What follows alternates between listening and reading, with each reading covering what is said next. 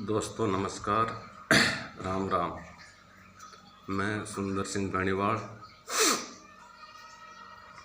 राजस्थान, जिला बीकानेर, तहसील कोलायत, गांव बेल्लू। जो ये गांव है जोधपुर और बीकानेर की बॉर्डर पर है। बीकानेर ज़िले का लास्ट गांव, इससे आगे जोधपुर की सीमा जाती है, जिसके अंदर गांव आ जाते हैं केलनसर, रोना, घूंगड़ी, चिमाणा, आओ, यह नागौर की तरफ उधर चली जाती है। एक साइड में नागौर ज़िला जाता है, एक साइड में जोधपुर ज़िला जाता है। और एक मेरे से अपना तहसील नोखा भी आ जाती है, जो 60 किलोमीटर है। और इधर अगर बात करते हैं फड़ौदी की, तो फड़ौदी मेरे से 80 किलोमीटर है दोस्तों। और बाप मेरे से 55 किलोमीटर है।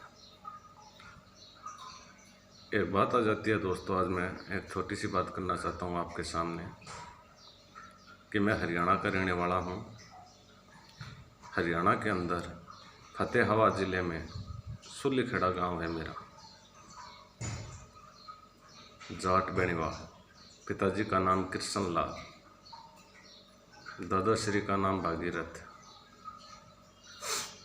तो दोस्तों, मेरे दादाजी ने आज से 60-70 साल पहले यहाँ पर 700 बीघा ज़मीन ली थी। लेकिन बड़ी दुख की बात है, मेरे पिताजी 5 भाई थे, 2 बुआ थी, सब अपनी अपनी ज़मीन बेचकर चले गए। यहाँ पर जो ज़मीन बची है वह हमारे पास करीबन जो हमारे हिस्से में आ रही थी 120 बीघा ज़मीन, वही ज़मीन बची है। लेकिन एक ट्रेड आया था, एक मार्केट आया था। मैं बात कर रहा हूँ 2005 से लेकर, मैं 2007 में आया था, 2007 से लेकर 2020 तक। तो इन अगर बात करें 13-14 सालों में, तो एक बार एक तूफ़ान आया था। हरियाणा में भी ज़मीन के बहुत रेट आए हुए थे और राजस्थान में भी बहुत रेट आए हुए थे। उस टाइम लमसम हरियाणा के बहुत ज़्यादा किसानों ने राजस्थान में ज़मीन ली। डूंगरगढ़ साइड में, नोखा साइड के अंदर, फड़ौदी साइड के अंदर, और इधर बीकानेर के अंदर बाणा, ये इधर बाणा नहीं है, ये बाणा गांव इधर एक है, दियात्रा, इधर अपने बाप साइड के अंदर, उधर अपने बज्जू साइड के अंदर काफ़ी जगह लोगों ने ज़मीनें ली। लेकिन दोस्तों, एक कहने की बात है, हरियाणा के लोग विश्वास करते हैं और विश्वास करना भी चाहिए। लेकिन लोगों ने हरियाणा वालों को जहाँ ज़मीन दिलवाई तो उनको यही कहा, अच्छी ज़मीनें हैं, कम रेट हैं, बढ़िया पानी है और आपको कोई दिक्कत नहीं है, ज़मीनें आपके नाम हो रही है। कुछ तहसीलों में दोस्तों, जैसे बज्जू में पानी लग रहा है, हरियाणा का कोई व्यक्ति ज़मीन लेना चाहता है तो बज्जू हो गया, मोहनगढ़ हो गया, काफ़ी लंबी एरिया में लोगों ने ज़मीनें ले रखी है। तो जहाँ नहर और सिंचाई का पानी लगता है वहाँ पर ज़मीनें नाम नहीं होती है। एक बात मैं क्लियर कर देता हूँ, हरियाणा का कोई व्यक्ति अगर ज़मीन लेता है राजस्थान में, जहाँ ज़मीन इन कमांड और कमांड, इसको आप समझते हो, कमांड ज़मीन हो गई दोस्तों जहाँ पानी लगता है, नहरबंदी हो गई, चकबंदी हो गई, वहाँ हरियाणा के व्यक्ति की ज़मीन नाम नहीं होगी, न ही कोई पट्टा लिखा जाएगा। ये कहने की बातें सब है। हाँ ठीक है, ऐसे लिखवा सकते हैं, 99 साल का है या 90 साल का जैसे बोल रहे हैं, बाकी वो एक फॉर्मेलिटी है। सेकंड दोस्तों, जो राजस्थान के अंदर इनकमांड ज़मीन है, जहाँ पानी नहीं लगता है, जहाँ अभी तक कहीं नहर निकलने की संभावना नहीं है, और कुछ तहसीलों में ऐसी ज़मीनें हैं, जैसे मेरी तहसील कोलायत हो गई, शायद अपनी डूंगरगढ़ हो गई। वैसे तो मेरे नाम याद नहीं है, पर मैं एक बात कह देता हूँ, जहाँ नहर नहीं लगती है और चकबंदी नहीं है, वहाँ राजस्थान में ज़मीन नाम हो जाती है हरियाणा के व्यक्ति के, कोई दिक्कत नहीं है, सीधी ओपन नाम हो जाती है, चाहे लेडीज़ हो चाहे जो भी हो। जहाँ नहर का पानी जा रहा है या आने की संभावना है, चकबंदी हो चुकी है, मरबाबंदी हो चुकी है, वहाँ ज़मीन नाम नहीं होगी। यह आप कन्फर्म किया, सॉलिड 101%। इस विश्वास में आप मत रहना। दूसरी बात मैं ये कहना चाहता हूँ, लोगों ने ज़मीनें ली तो ऐसी ऐसी जगह ज़मीनें ले ली दोस्तों जहाँ कुछ जगह ज़मीनें समतल दिख रही थी और उनके अंदर ट्यूबवेल लगा हुआ था या उनके नज़दीक ट्यूबवेल नहीं लगा हुआ था। तो यहाँ के लोगों ने ये कहा यहाँ पानी बहुत मीठा, ज़मीन ले लें। तो हरियाणा वालों ने ज़मीन देखी, पसंद आ गई, कहाँ ज़मीन ठीक है, पानी मीठा बता रहे हैं तो ले लो। जबकि ज़मीन के रेट एक्चुअल अगर बात करें 2012-13 के अंदर एक ट्रेड था, उस टाइम ज़मीन के रेट बढ़िया लोकेशन की ज़मीन जिसके ऊपर रोड लग रही हो, मीठे पानी की ज़मीन, रोड कहीं रास्ते का झंझट नहीं, बढ़िया रोड के ऊपर बढ़िया पानी की ज़मीन और पानी भी ऐसा जैसे बरसात का पानी है, इस तरह के पानी की ज़मीन, मेरे कोलाई क्षेत्र की बात कर रहा हूँ। तो दोस्तों वो ज़मीन अगर माने तो 50 से 60 हज़ार रुपये प्रति बीघा थी, बहुत हाई रेट के अंदर। उस टाइम एक ट्रेड था हरियाणा में, उस टाइम ज़मीनें शायद बिकी थी, एक ट्रेड चला था। अभी ये नोटबंदी होने के बाद ये मंदी चल रही है, तो आज भी हमारे यहाँ पर इधर 2000 कहने का मतलब 13 से 20 7 साल के अंदर आपको बिरानी ज़मीन, बढ़िया पानी की ज़मीन जिसके अंदर ट्यूबवेल नहीं लगा है, मैं खाली ओनली फॉर बिरानी ज़मीन की बात कर रहा हूँ, आपको आपके नाम होने वाली ज़मीन 1 लाख रुपए बीघा मिल जाएगी। बीघे का मतलब है 5 कनाल का किला, कहीं कहीं है दोस्तों राजस्थान में 3 कनाल का भी किला जिसको बीघा बोलते हैं। ये आप एक ध्यान रखना, जोधपुर के अंदर फड़ौदी के साइड में 3 कनाल के को बीघा बोलते हैं, बीकानेर में 5 कनाल का बीघा है। दोस्तों मैं एक ही बात कहना चाहता हूँ, कोई भी व्यक्ति अपना घर छोड़ता है, पीछे ज़मीन बेचता है, आगे ज़मीन लेने की सोचता है, तो वो सबसे पहले यही सोचता है मीठा पानी हो, चाहे नहर न हो उसके अंदर, कल को ट्यूबवेल लगाएं तो मीठा पानी हो, बच्चों के लिए अनाज हो। यहाँ से अपना आज जो भी गरीब किसान जो पीछे से ज़मीन बेच कर आता है, वो तंगी का मारा आता है, उसके ऊपर कर्जा होता है, अपना कर्जा भी उतारता है आगे।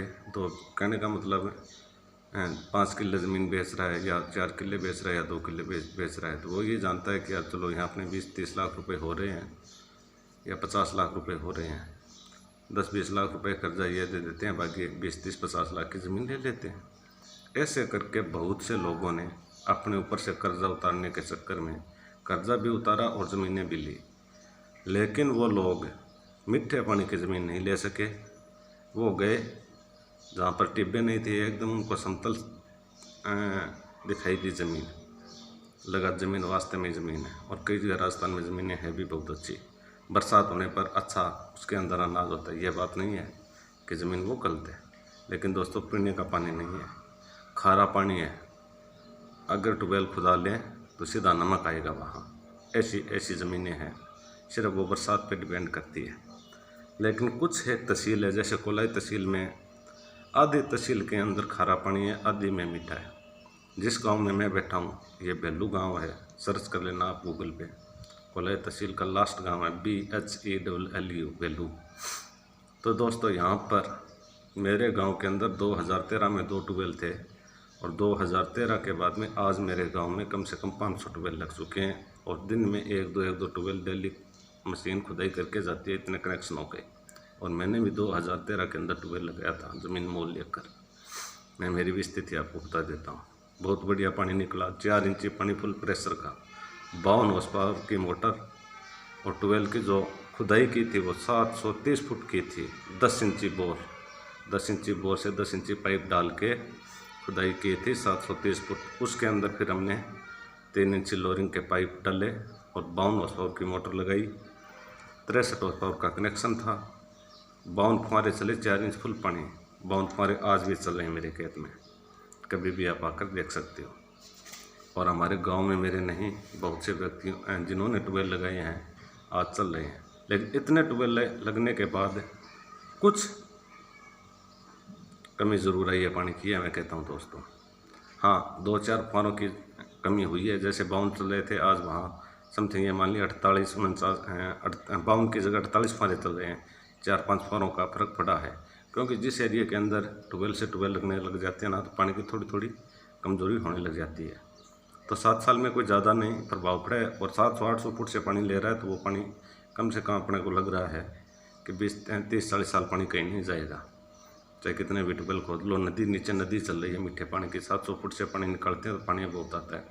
जैसे कोलायत के और बीकानेर के पास अक्कासर भोड़ासर है, इधर ये पलाना आ गया, इधर ये अपना नोखा के पास मुकाम जाम्बा आ गया, मुकाम साइड के अंदर है। तो यहाँ लोगों ने 20-20, 30-30 साल से ट्यूबवेल चल रहे हैं, और उनके बाउंड फुहारे चल रहे हैं 30-30 साल से। 1% पानी कम नहीं हुआ है, 1% पानी कम नहीं हुआ है, सेम पानी वही चल रहा है। आज से 30 साल पहले के ट्यूबवेल लगे हुए हैं।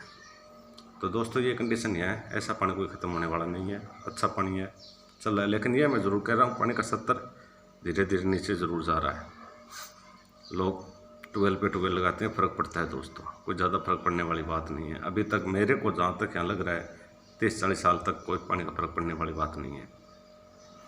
दूसरी बात आ जाती है, हमारे हरियाणा के बहुत से व्यक्ति गलत जगह फंस गए, उनको फंसा दिया गया, उनको मीठा पानी बता दिया गया, उनको बढ़िया ज़मीन दिखा दी गई। लेकिन कईयों के साथ इतना बड़ा धोखा हुआ, जहाँ ज़मीन बताई वहाँ ज़मीन नहीं थी, ज़मीन दूसरी जगह निकली। जो बीघा बताया था वो बीघा पक्के बीघे में बताई थी, वो कच्चे बीघे में निकली। और इतना उनके साथ काफ़ी किसानों के साथ अन्याय हुआ। वो लोग ऐसे ही छोड़कर उन ज़मीनों को चले गए। कहने का मतलब, जिसने 50,000 बीघे में ली थी वो वापस 10 से 15,000 रुपये में देकर वापस निकल चुके हैं। ऐसे घर मैंने यहाँ से जाते हुए देखे हैं, बड़ा दुख होता है मेरे को।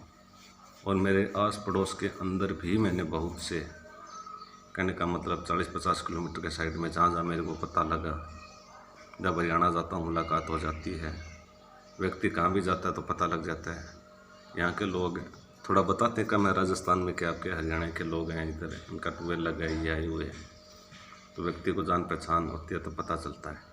तो हरियाणा जाते हैं या फिर ऐसे कोई मिल जाता है तो पता लग जाता है। कभी शहर में जाती है कि इन्होंने यहाँ ट्यूबवेल लगा रखा है, ये पोजीशन है, तो बहुत से व्यक्तियों यहाँ से दुखी होकर चले गए। लेकिन दोस्तों, मेरे दादाजी 70-80 साल से आ रहे थे, पिताजी 40 साल से।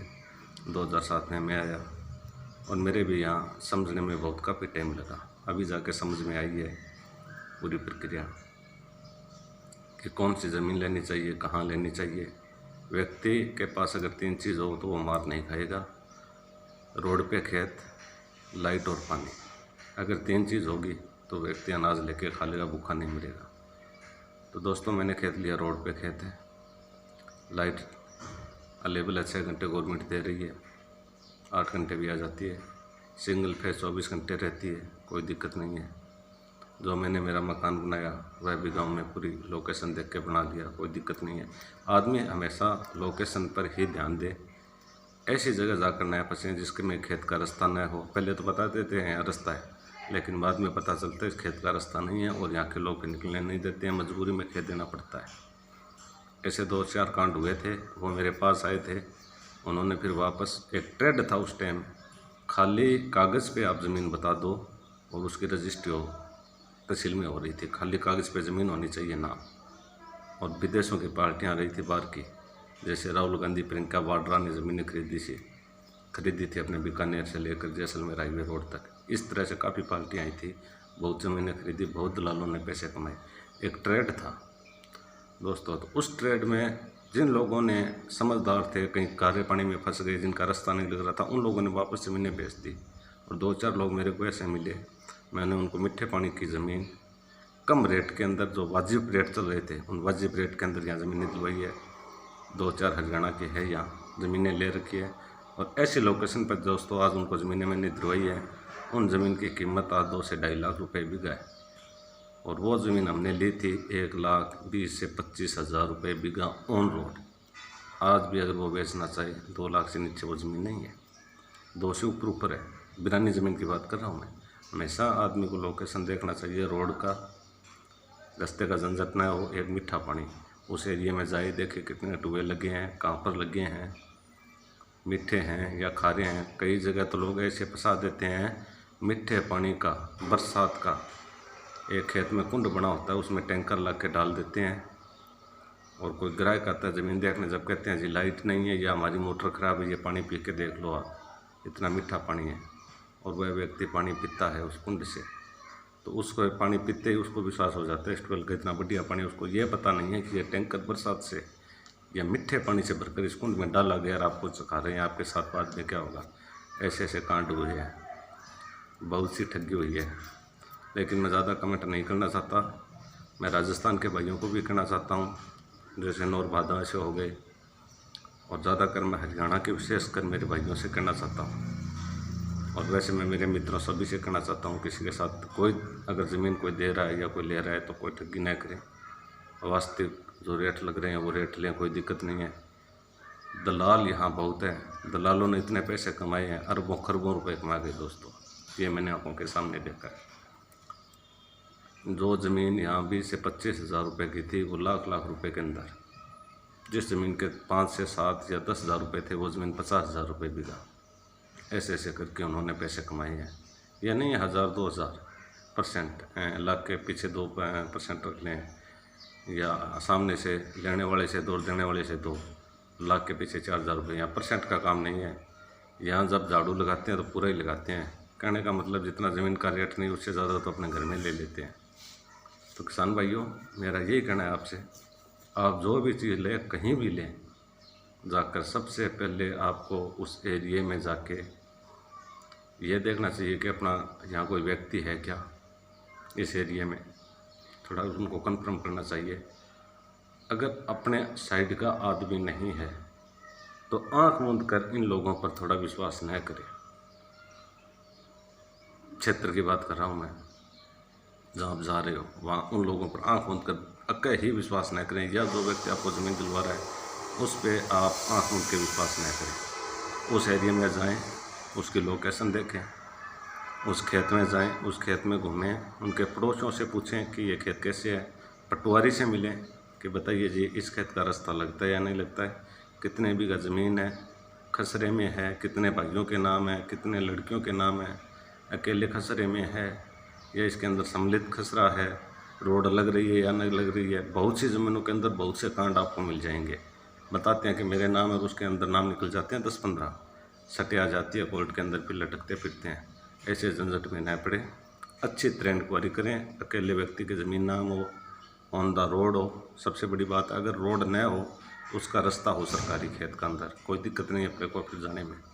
पहले पूरी इन्फॉर्मेशन करें, उसके बाद में ही आप जो डील हो रही है आपके साथ ज़मीन की, उस एरिया के भाव का पता करें, यहाँ क्या चल रहा है। एकदम कहने का मतलब उबलता पानी आप नहीं पिए कि हमें तो बस वहाँ जाके ये ज़मीन लेनी है। दोस्तों थोड़ा सा धैर्य रखें, ज़मीन मिल जाएगी आपको, लेकिन आप अगर जल्दी करोगे, चाहे तो आप लेने में जल्दी करोगे, चाहे ज़मीन बेचने में जल्दी करोगे, दोनों तरफ आपके घाटा है। अगर आज हरियाणा वालों ने ज़मीन राजस्थान में ले ली है और बेच कर जा रहे हैं आधे भाव, वो एक बार रुके, देखिए ये रबड़ नहीं है, ये ज़मीन है। रबड़ बच जाता है, ज़मीन बचती नहीं है। भाव मिलेंगे आपको भी, थोड़ा टाइम लगाइए आप, यहाँ भी आपको भाव मिल जाएंगे, ऐसी कोई बात नहीं है ज़मीन अगर आपने ले ली है तो। हाँ, अगर किसी रोड़े में आप पड़ गए, सटे लिए, किसी के नाम ज़मीन के कहाँ बताइए, ज़मीन निकल कहेंगी, आप किसी झगड़े में फंसे हों, परेशानी में फंसे हैं, और वहाँ आपको लग रहा है कि मेरे को यार 50 लाख दिए थे, वापस 30 लाख मिल रहे हैं, 20 लाख का घाटा से और कर रहे हैं, पर इस झंझट से निकल रहे हैं, तो एक अलग बात है दोस्तों। फिर भी आप प्रयास करें कि उस झंझट से आप चलते। देखिए कानून का सहारा ज़रूर लेना पड़ता है व्यक्ति को, आप ज़रूर लें, और लेने से पहले हर चीज़ की इन्फॉर्मेशन लें। जैसे अपन गाड़ी लेते हैं तो गाड़ी के टायर चेक करते हैं, इंजन चेक करते हैं, उनके कागज़ चेक करते हैं, इसी तरह ज़मीन की बारीकी से जांच करें, ये अपनी माँ है, ममता है, मिट्टी है। धोखेबाजी में न फंसें, इनकी पूरी जांच कर लें, उसके बाद में ही आप ज़मीन लें, और ज़मीन वहीं ले जहाँ मीठा पानी में। दोस्तों आप कहीं ऐसी जगह न फंसें जहाँ पानी न हो। बरसात पे खाली डिपेंड होंगे आप, तो वो तो एक आपकी लाइफ की एक अलग ही कहने का मतलब है अपॉर्चुनिटी हो गई। ऐसे हो गई कि जब बरसात होगी तो आपके कहने का मतलब 2 रुपये की जो इनकम होगी वो आएगी। हरियाणा के लोग अगर बरसात पर डिपेंड करके यहाँ खेत ले लेते हैं तो वो अपने लुगाई, बच्चे, बीबी, घर वालों को यहाँ लेके नहीं आ सकते। वही व्यक्ति यहाँ सक्सेस हो सकता है जिसके पास मीठा पानी, 24 घंटे लाइट, कहने का मतलब घर वाली लाइट, ट्यूबवेल पे भी अपने लाइट, रोड के ऊपर खेत हो या सरकारी रास्ता हो, कहने का मतलब उसके कोई दिक्कत न हो। अगर उसके आज पैसे लग चुके हैं, उसके पास ज़मीन है, मीठे पानी की ज़मीन है, कोई दिक्कत नहीं है। या जो व्यक्ति ले रहा है मीठे पानी की ज़मीन, तो वो ये चीज़ें पहले देख लें, उसके बाद में ही ज़मीन की डील करें, पास में पता करें क्या रेट चल रहा है। ठीक है, आपको यहाँ एक बात मैं बता देता हूँ, अगर आप 50 आदमियों से मिलते हो और पूछते हो यहाँ रेट क्या चल रही है, और आपको देख लिया कि यह हरियाणा का व्यक्ति है, दोस्तों सबके सब दलाल अपने, तो कहने का मतलब वहाँ ऑफिस खोल के बैठे हैं, 2% में सौदा करवा देते हैं। आप जिनसे मिलोगे राजस्थान के व्यक्ति से, हर आपको आदमी वो दलाल मिलेगा। जैसे मैंने आपको ज़मीन बताई है भाई साहब, ये तो 2 लाख रुपए बीघा है। अब उसके बाद में आप 50 आदमियों से और पूछ लेना राजस्थान के, और 2 लाख रुपए बताएंगे, लेकिन एक्चुअल रेट क्या उस ज़मीन की? 1 लाख रुपए। एक्चुअल रेट क्या? 1 लाख रुपए। तो यहाँ ये सिस्टम होता है कि यार ये मेरे चक्कर में फंस जाए, और ये यहाँ ज़मीन पूछ रहा है ना, तो ये ज़मीन लेगा, इसको वो वाली दिला देंगे, वो वाली दिला देंगे, वो वाली दिला देंगे, ऐसे करके चक्कर में घेर देंगे। और व्यक्ति पहले भी चक्कर में पड़ चुका है, वो तो किसी न किसी दलाल के उसको ज़मीन लेनी है, तो वो ये सोचते हैं सब यहाँ 2 लाख रुपए बोल रहे हैं, तो ये भाई भी 2 लाख रुपए बोल रहे हैं, ज़मीन की रेट तो 2 लाख रुपए है। तो कहने का मतलब है अपने तो ऑफिस खोल के बैठे, इनके दिल में ऑफिस है, इनके चक्कर में न पड़े। सीधा कहने का मतलब आप पर आए। आप कोई भी व्यक्ति आपको जो चीज़ बता रहा है, ज़मीन की रेट 2 लाख रुपए, आप पर आइए, आप 1 लाख रुपए, उसको बोलिए यार ये रेट नहीं है, 1 लाख से 1 लाख आपको बता रहा है 50,000 रुपये आइए, सीधा आप तोड़ ही दे, मेरा कहने का मतलब। फिर जाके आपकी कोई ना कोई बात बन जाएगी या डील हो जाएगी। उसके बाद में पटवारी से मिलिए, जाइए पटवारी के पास, एकांत में जाइए, किसी के साथ में नहीं जाएं, देख ले पटवारी इस गांव का कौन सा लग रहा है, उससे बैठ के बात करें। पटवारी आपको फिर भी कुछ ना कुछ सही बात बता देगा। और यहाँ के वैसे तो नहीं बताते, मैं एक बात बता देता हूँ, यहाँ के पटवारी भी बड़े दलाल है, पटवारियों ने अच्छे पैसे कमाए, आज सस्पेंड होकर घर बैठे हैं। काफ़ी पटवारी मैंने देखे हैं, खूब पैसे कमाए हैं। पटवारियों को पता होता है फलानी ज़मीन फलाने के पास है, वो भी कब है, पूरा रिकॉर्ड पटवारी के पास होता है। अरबों खरबों रुपए पटवारी और तहसीलदार कमा गए दोस्तों, और सस्पेंड होकर घर बैठे हैं। ये मैंने खुद देखा है, 1-2 तो मेरे सामने ट्रेस हुए हैं पटवारी। तो पटवारी पे विश्वास भी नहीं करें। हाँ, कागज़ों की जानकारी ज़रूर ले लें। एक हमेशा ध्यान रखें, जितने पैसे मांगे उनसे आप बोल दीजिए, आपको पता लग जाएगा। फिर ये बोलेंगे नहीं नहीं कुछ हम आपको ऐसे करवाएंगे वैसे करवाएंगे, इतने नहीं होंगे, 20-30 कम हो जाएंगे, 15,000 करवा देंगे, ऐसे करते करते। कहने का मतलब ये मानिए आप 500 रुपये बीघा क्या होता है, जब अपने को 2 लाख की ज़मीन लाख रुपए में मिल रही है।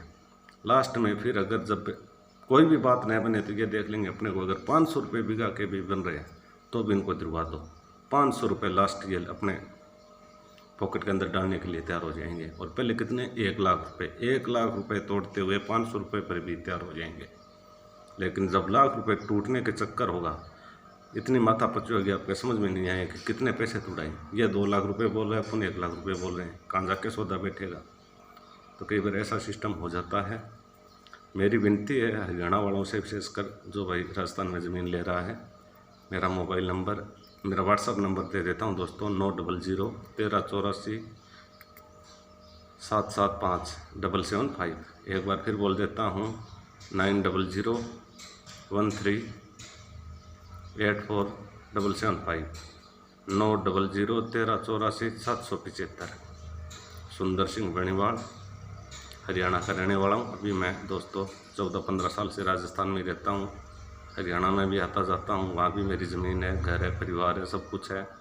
लेकिन मैं ये जानता हूँ कोई भाई अपनी परिस्थितियों को अनुकूल अपना परिवार को बचाने के चक्कर में, पीढ़ी और भविष्य के आगे देखते हुए वो अपनी ज़मीन बेच कर कहीं ना कहीं अपना कर्जा उतारता है। और 2 बीघे ज़मीन कहने का 2 किले कर लिया, 2 बीघे कर लिया, कहने की कहावत आ जाती है, 5-10 किले हो जाएंगे, आगे बच्चे भूखने मरे, ऐसी सिचुएशन सोच के जाता है। और उसके साथ धोखा हो जाता है, न घाट का रहता है, ना इधर का रहता है, ना उधर का रहता है, दोनों तरफ मारा जाता है, और बेचारे को वापस गाँव जाना पड़ता है, दिहाड़ी करनी पड़ती है। ऐसी सिचुएशन आपके साथ न हो। ये मेरा वीडियो आप ज़्यादा से ज़्यादा शेयर करें।